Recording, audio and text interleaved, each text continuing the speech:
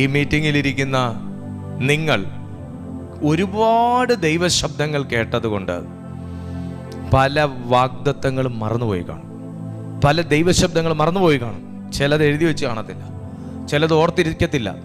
പക്ഷേ അനോയിന്റിങ് നിങ്ങളുടെ മേൽ വരുമ്പോൾ, ഒരു ഡിവൈൻ സിഗ്നേച്ചർ നിങ്ങളുടെ മേൽ സ്വർഗീയ കരം കൊണ്ട് എഴുതുമ്പോൾ